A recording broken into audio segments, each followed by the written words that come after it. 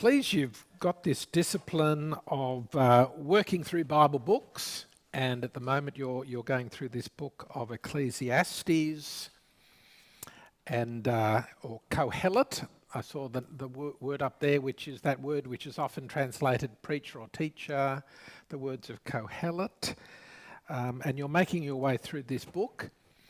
And our particular focus is this famous passage about time. A time for this, a time for that. If people have ever heard of anything from Ecclesiastes, it probably is this poem about the times, which was turned into a protest song in the 60s, some of us remember. And so it's a famous Bible passage. And we're going to look at this particularly today. Funny how we talk about time the same way we talk about money. I'm short of time. I'm wasting time. I'm saving time. I could do with more time. Spending time. I'm time poor. I've lost time. All the ways we talk about money, we also apply that same kind of language to time, and maybe particularly we could do with a little bit of extra time because we've got a lot of stuff to do. Like we might have a lot of things we want to spend our money on. We've got a lot of ways in which we want to use our time, and we can feel time poor. We also live in a world where we're busy, aren't we? Now maybe it's a stage of life thing, I've just entered my first year of retirement. I've finally got a bit more time, but I had to work for 43 years to finally have a little bit more time for a little bit more me time, a little bit more family time, or whatever. We have periods of our lives when we're crazy busy, little children, and or that middle stage of life when we're trying to establish ourselves, our family, our work, and people are pulling us in different directions with our responsibilities. We need more time. But we all have 24 hours and 168 hours a week. I think that's right. And that's all that we are being allotted. But we do live in a busy world, in a frenetic kind of world. We're more connected to our than ever before, and our phones, and the text messages, the emails, and so forth. We're more available, and therefore, kind of the expectations upon us, and how we use our time, are even greater than ever. So the sheer pace of life, perhaps, is one of the main ways today we kind of feel this thing of time. Too much to do, too little time to do it in, and it's busy, and it's rush. It's one of the ways in which kind of we can feel time almost as a tyrant, almost as a kind of an oppressor, pushing us, bossing us around.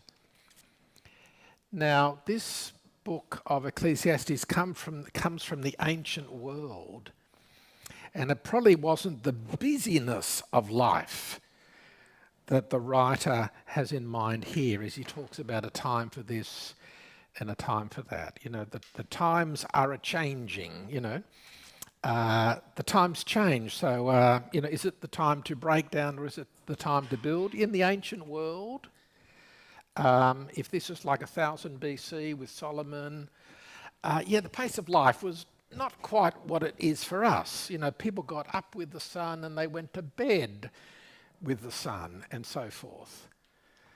It was an agricultural, a largely agrarian society, so they kind of were in tune with the seasons in a way that we maybe are not today.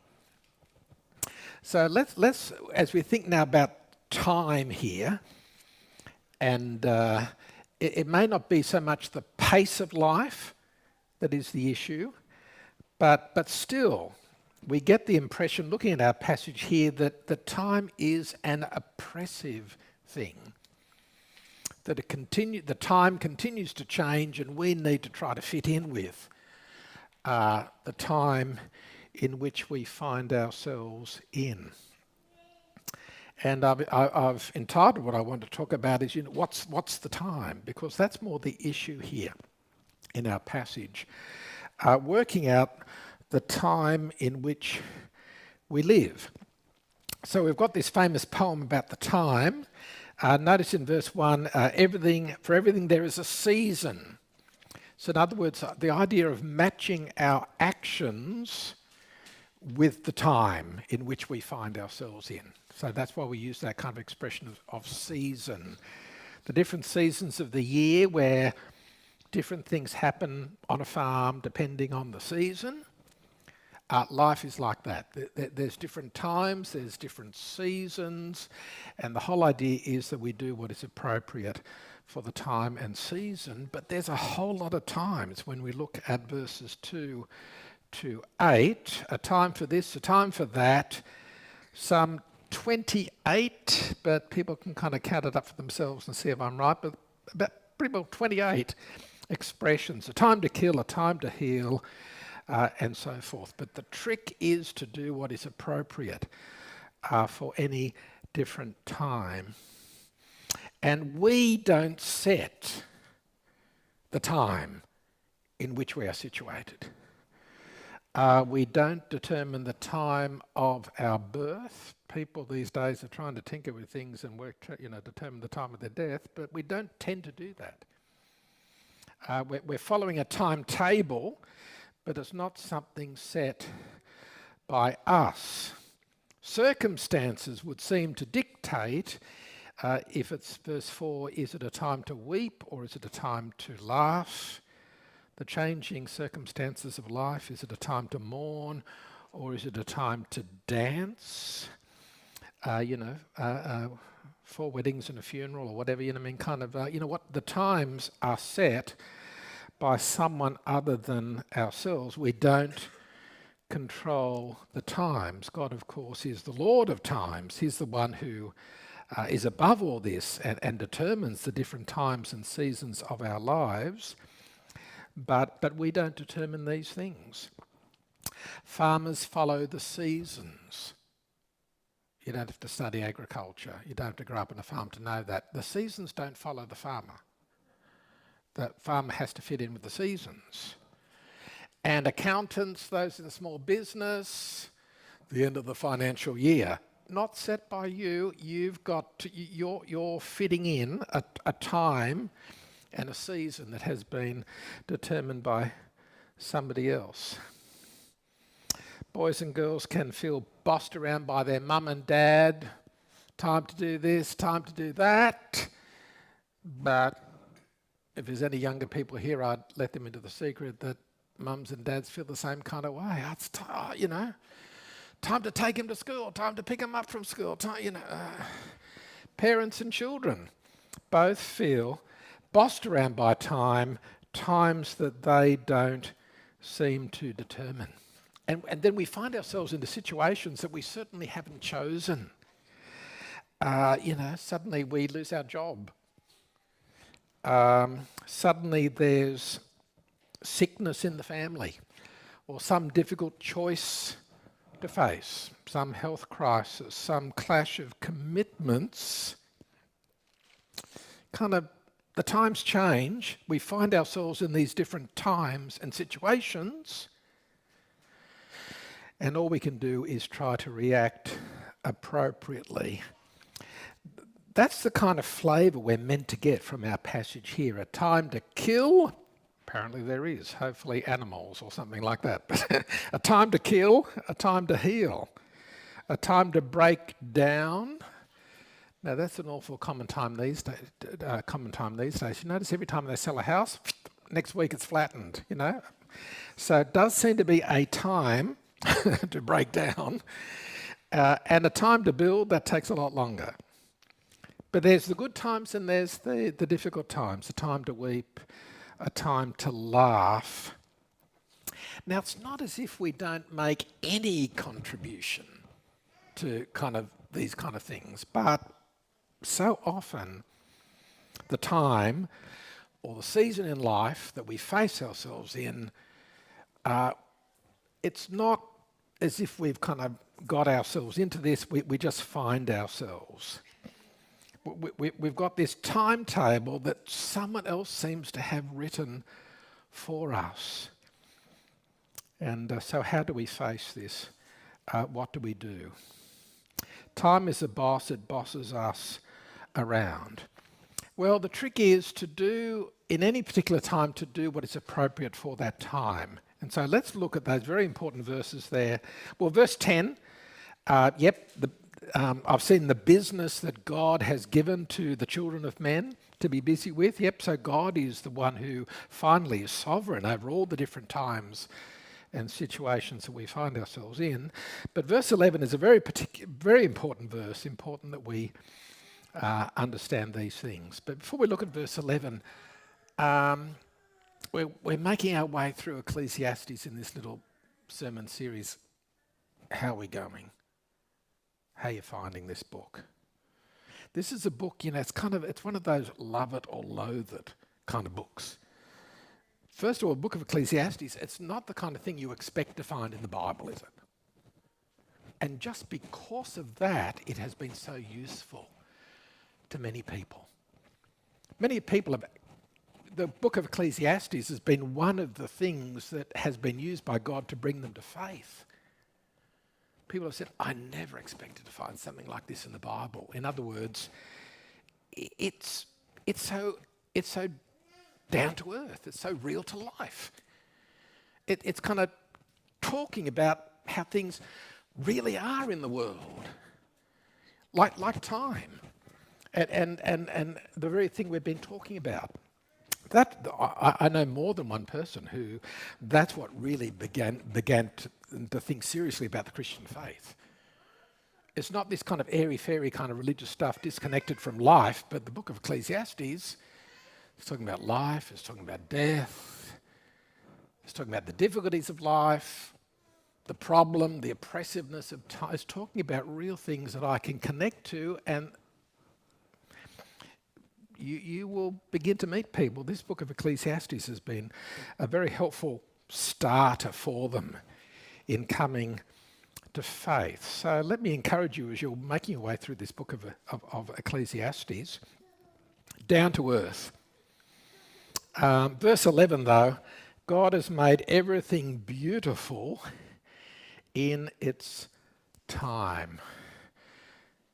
Now that's a nice sounding kind of thing, but what exactly does it mean? God has made everything beautiful. The sense of beautiful here is what is appropriate and fitting. When our actions match the time, in other words, we're doing what is appropriate for what the situation is calling for, when actions and time match, that's beautiful. That's the sense of beauty here. The beautiful action is the one which is appropriate and fitting for the occasion. Let me give you an example from the New Testament where this same idea is present. When Jesus is anointed before his death. I'm thinking of, for example, Mark chapter 14. Let's look at a few verses there. From verse 3, Mark 14 verse 3, Jesus is in Bethany. Remember, one of the little villages outside Jerusalem. This is his last journey to Jerusalem. Beginning of that chapter, it's only 2 days before the Passover, 2 days before Jesus dies. And it's a meal table. And remember, the woman comes with the alabaster jar full of very expensive perfume, Chanel No. 5 or one of those kind of things, cost a fortune. And she pours it on Jesus' head. And other people think what a waste of money could have been given, to the Salvation Army, to help poor people. But what does Jesus say? Verse 6, let her alone. Why do you trouble her? She has done a beautiful thing to me. Not beautiful, in the sense of, great photo opportunity. Not that idea of beautiful, but the action matched the occasion. Whether that lady realised it or not, she probably didn't. but she was anointing Jesus for burial. 2 days' time, he's going to be dead and buried.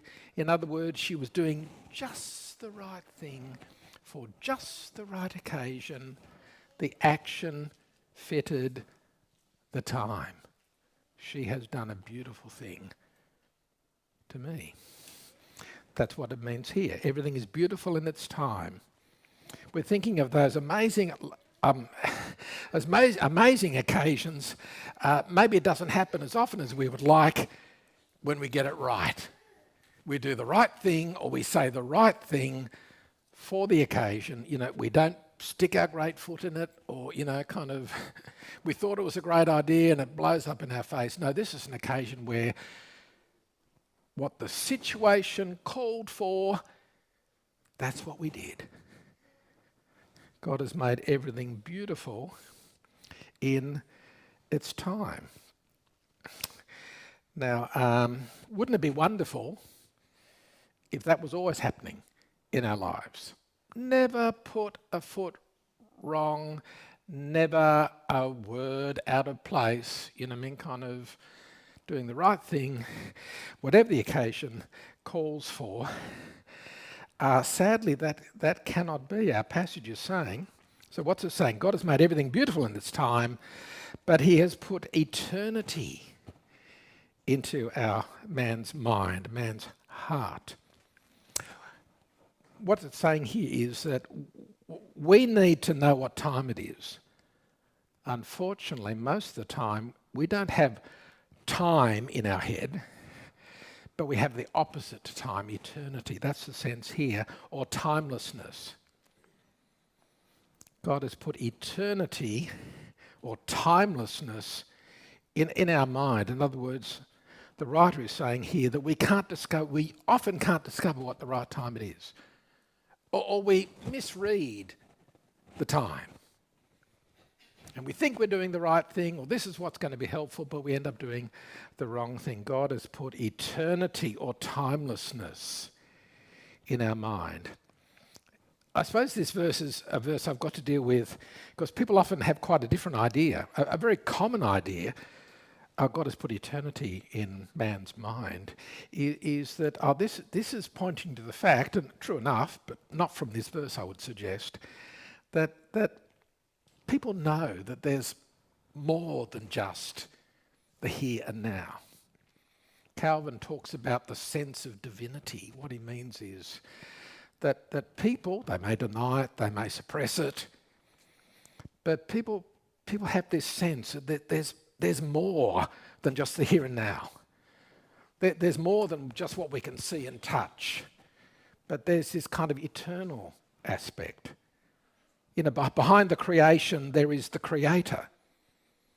Now, there are verses in the Bible that suggest, yes, that there is this inbuilt knowledge or sense that there's something more than just what we can see around us. Let me give you a couple of examples just to deal with this. Romans chapter 1, famous verses, verse 19, for what can be known about God is plain to them. He's talking about the pagans, because God has shown it to them. For ever since the creation of the world, his invisible nature, namely his eternal power and deity, has been clearly perceived in the things that have been made. In other words, look at creation. It's pointing to the fact that there's a creator. So they were without excuse, the apostle says, for although they knew God, they did not honour him as God or give him thanks, but they became futile in their thinking. Their senseless minds were darkened. The apostle Paul saying there that even the pagans have this kind of inkling that there's something higher, there's something greater, there's something beyond. Now, people have often suggested that's what the writer here is saying, God has put eternity in man's heart. That's not what he is saying, but people have often got a truth you can get from other verses in the Bible, but that's not what we're meant to get here. No, people, however they may deny it, people know that there is a God, maybe a God they're denying, a God they're frightened of, a God they're running away from. but there's this sense of divinity that God has planted in our minds. Now, another example of this might be Paul's famous sermon in Athens in Acts 17. And just to read a couple of verses there. And God made from one every nation of men to live on all the face of the earth, having determined allotted periods and the boundaries of their habitation, that they should seek God in the hope that they might feel after him and find him. Yet he's not far from each one of us. Again, the same idea, that even in pagan religions, looking at the world around us, looking at the forces of nature, is there someone who controls those forces? Is there someone above and beyond us? Is there some kind of sense, some kind of obscure knowledge that there's a God, that there's a creator? Yeah, so there's verses of the Bible which speak along those lines. But can I suggest here in Ecclesiastes, God has put eternity in man's mind or heart. It's not talking about that. But the context is more about we need, if we are to do the right thing, or not only the right thing, the kind of what might be helpful in a situation, we need to know what time it is. What season is it? What action is appropriate for this particular time? I want all my actions, I want all my words to be beautiful, fitting the time and occasion. But the reality is that God has put eternity or timelessness in our minds. In other words, as we go through life and we make our decisions and our plans and so forth, perplexity is normal. To be not quite sure if this is going to be the best thing. That is the normal or the usual situation in which we find ourselves in. And that's why the passage here goes on to say God has put eternity into man's mind so that he cannot find out what God has done from beginning to end. Our usual state is that of ignorance.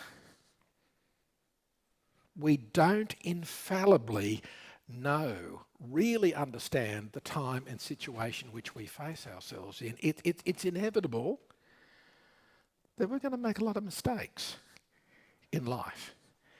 Now, this is part of the realistic view of the world that the book of Ecclesiastes gives. It's not trying to depress us or discourage us, but he's saying this is what life is like. We inevitably make lots of mistakes. Just as, I don't know if we even do this anymore with kids, parents, do we bother teaching kids how to tell the time? No, don't even do that. Just look at the phone, kind of that weird thing of the hands going around. We don't have to bother with now the big hand and the little hand. You know how you used to have to do that kind of stuff with kids. But all of us are having trouble telling what time it is, not just little kids. We think the situation is this when it's that.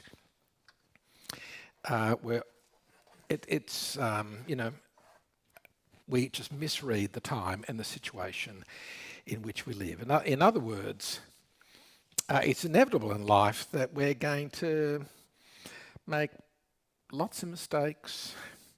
We're going to trip up in various ways. There's no simple, foolproof rules for living. Now, some of us are going to find that harder than others because, there's the perfectionists among us where we never want to make a mistake and everything's got to be perfect. And if we mess up at all, we kind of beat ourselves up about it. So depending on our personality, some of us are going to find this harder than others, but the simple fact is that life is complex.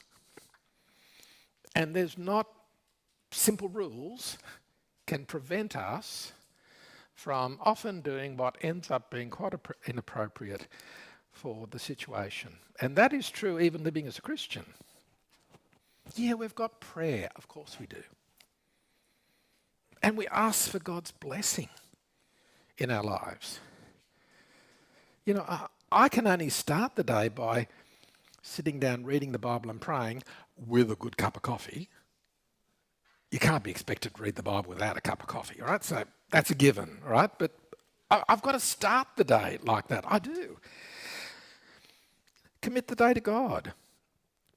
Read my Bible verses, you know, and so forth. That does not mean, though, that I'm not going to make sometimes silly judgments or, as the day goes on. Life is complex, even with prayer, even with the Bible. We can be in situations where there's a lot of, kind of hard, soul-searching decisions have to be made, and all right, I'll do this, and it is not always the right thing. The longer you go on in life, the less ready you are to give advice to other people. Now, every now and again, Ferdy, your pastor, and I, we kind of get together. Hey, Greg, let's have coffee and chat about stuff. Look, I'm not spending my time giving Ferdy all this advice. I'm usually listening and saying, that is amazing. Yeah, I like that. The longer you go in life, the less advice you give, because eventually reality breaks through. Life is a lot more complex than you think when you're a teenager, and oh, if only my parents would listen to me, they'd be doing a much better job of bringing me up, When you're young, and it's not a crime to be young, but things are black and white and life is less complex. But as you go on, you discover, I'm not sure I know what I'm doing, you discover more of the complexities of life. We have prayer. We're never wasting our time when we pray. When we commit to God before we go to the office or before we go to uni or school or whatever we're doing, we commit to God ahead of time what we're going to do that day as far as we know it. And we read the Bible and we say to ourselves, oh, I must remember that verse, today, because that's saying something important and helpful to me, of course. But the fact of the matter is, we often have to step out in faith, as if to say, well, here goes nothing. I've got to do something, I've got to say something. But Ecclesiastes is telling us we will make many mistakes. Hopefully little ones, not too many big ones. But life is complex, and we're not always very clear what really is fitting and appropriate for our particular situation. Should I change jobs? Oh, seemed like a great idea, but we go to this new job and we find out the boss is crazy. I thought it was a good idea changing jobs or doing 1,001 other things where we make decisions in life. It really does seem as often we're living in a fog, and we're trying to work out the direction that we should take, and we're living in a fog. Well, if you've ever had that experience where you'd wished, gee, I wish I could have just turned the clock back, wish I could just make that decision again, I'd probably decide things slightly differently than what I decided, knowing now what I know. But I did my best at the time. I even prayed about it. I even looked at the Bible for guidance. We serve a sovereign God, you know what I mean? He can unscramble eggs. We can't unscramble eggs, he can, all right? He can bring good out of evil. He controls the times. We don't even control the times. We don't even know what time it is half the time. That's the reality that's spoken about here. So if you're a control freak, everything's got to be exactly right, sorry, but that's not reality. That's not the world in which we live. None of this is meant to depress us, but it's meant to disillusion us. Don't bother buying those simple books, whether they're written by Christians or not Christians, who kind of, all this great life advice and all this kind of stuff. Don't waste your money on that. No book is going to tell you how to infallibly have the perfect family, the perfect marriage, the perfect business, or this is how you retire, or whatever life stage you might be at. There's no book which will prevent you making mistakes. Hopefully little mistakes, hopefully not too many, but at best we kind of stumble our way through life. That's what the book of Ecclesiastes is saying here. And this is part of the Bible. So let's not be suckers for those who have too simple answers or too simple quick fixes about how everything can always go right. It shouldn't depress us. Notice what the writer says here in verse 12. I know there's nothing better for them than to be happy, enjoy themselves as long as they live.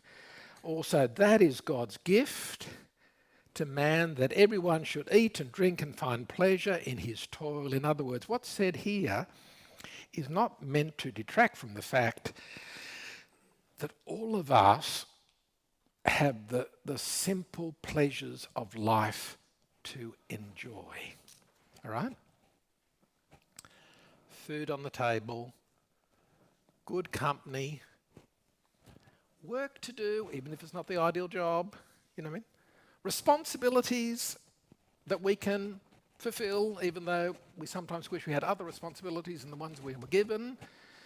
But the simple pleasures of life, the writer is saying, enjoy those things. It's something of a theme. Perhaps you've come across this already. In Ecclesiastes, near the end of chapter 2, it says very similar things. There's these, what we call these days, the joy passages in Ecclesiastes. Even though it's very realistic about what life is like, and in this passage, you're going to make a lot of mistakes in life, all right? Except that, get over it. Doesn't mean we can't kind of smell the roses as we go along, the simple pleasures of life. I love people who are great gardeners because I can walk past their house and enjoy their garden without all the work. And I've got black thumbs, so, I kill everything. But I get a lot of pleasure. I love people with big fancy houses. Thankfully, I don't have to pay the mortgage. But I can enjoy, that's really nice. I don't have to live there to enjoy it. You know what I mean? The simple pleasures that all of us can have. We're not always living in the kind of eating in the top restaurants or whatever in Melbourne, but the wife or the husband, hey, they're a good cook on a good day and I can enjoy a meal. And so the simple pleasures of life. So this book is not written to depress us. It's not a pessimistic book, except that it's extremely pessimistic about the fact that we can go through life and never make a mistake. So we're going to make lots of mistakes because we'll misread the time and situation that we're in. Now, thankfully, and this is what the passage goes on to say, that's our situation, but God's situation is entirely different. He is above and beyond time. We make lots of mistakes and then we have to go back and try to fix up the mistake if we can that we've made, I said the wrong thing, we're going to go back and apologise or try to kind of fix up the mess that we might have created or whatever it is. That's our situation. But that's not God's. Verse 14, I know that whatever God does endures forever. He doesn't have to go back and try to change it. God's not in that situation that he thought it was the right thing and now he's got to fix it up. No, whatever God does endures forever. Everything God does is right, not just for then, but all its consequences as well. Whatever God does endures forever. Nothing can be added to it, and nor anything taken away from it. God has made it so in order that men should fear him. We fear God because he is different from us, gloriously independent of the changing times, the changing seasons, the ravages of time.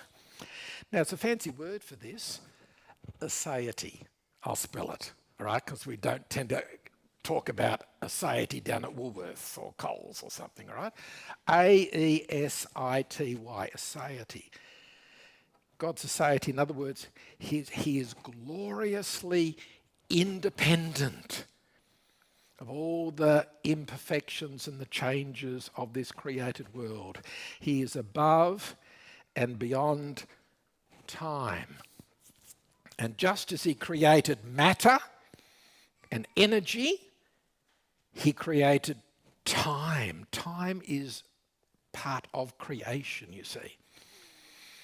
Like kind of modern physics has kind of helped us here, you know, the space-time continuum and all this kind of stuff.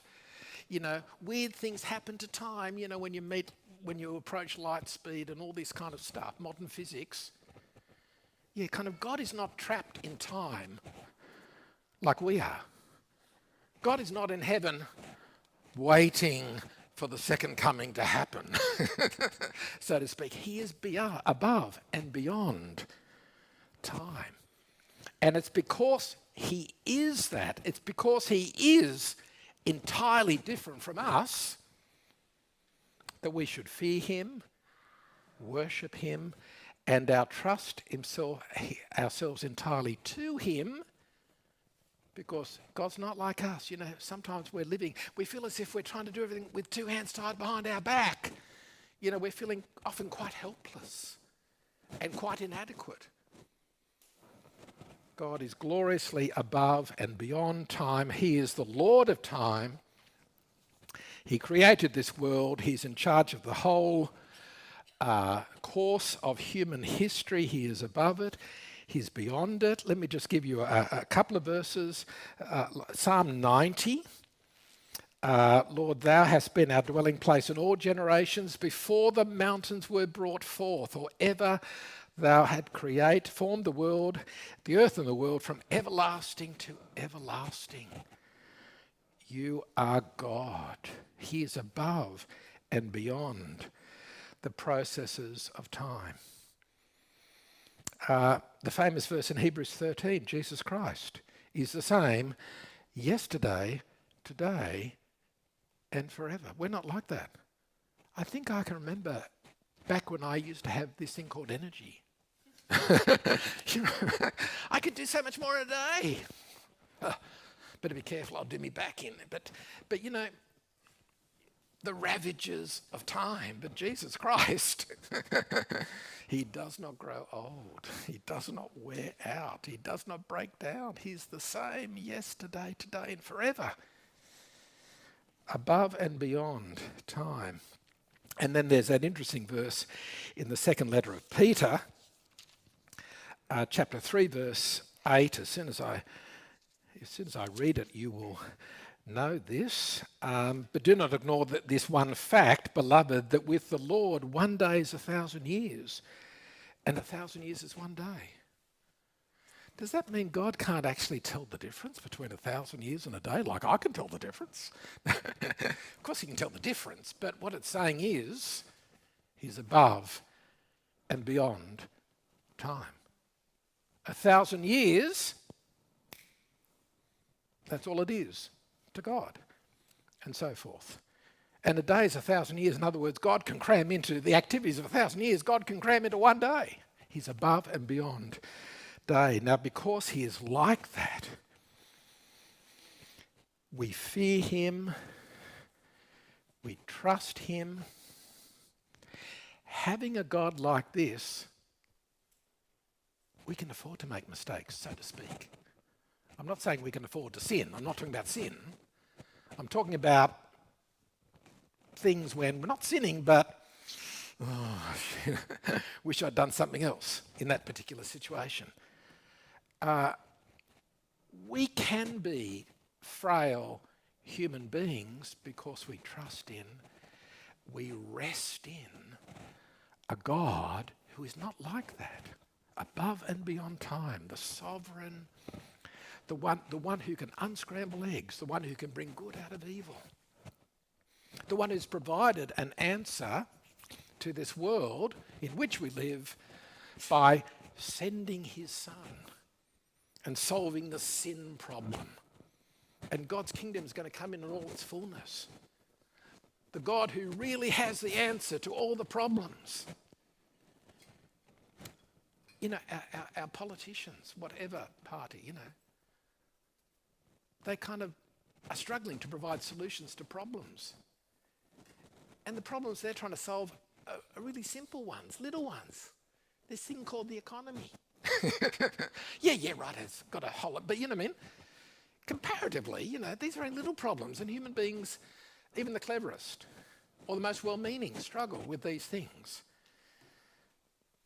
But God, above and beyond, sovereign, he sent his son. The really big problems have been solved. The solution is still working out, but the solution has been provided in Jesus Christ. Because of God, because of who he is, we can just be a little bit more relaxed about the fact that we make mistakes. That we can't turn back the clock. We can't kind of redo decisions in the past that we maybe wish we'd made other kind of decisions. But we are believers in the Lord of time, the God and Father of Jesus Christ. An old hymn says, "My times are in thy hand, my God, I wish them there. My life, my friends, my soul I leave entirely to your care." That is the application. My times are in God's hands. They're certainly not in my hands. That's what this passage is telling us. We regularly misread the calendar, misread the time on our mobile phones. We find ourselves, as it proves, doing things which were not appropriate to the time and situation, though we may have thought that they were. So in other words, this passage in Ecclesiastes, this book of Ecclesiastes generally, the wonderful thing that it gives us is a good dose of reality. It's a reality check. That's what this book of Ecclesiastes is. Now, all this would be thoroughly depressing if it wasn't for the fact that God is not trapped in time. He determines the time, he's sovereign, and he's our loving Heavenly Father if our trust is in him. And just like a little kid can go to mum and dad and say, "I blew it," and they're wrapped in their parents' arms, "That's all right, I'll sort it out," you know. That's us. And that's our Heavenly Father. Let's pray about these things.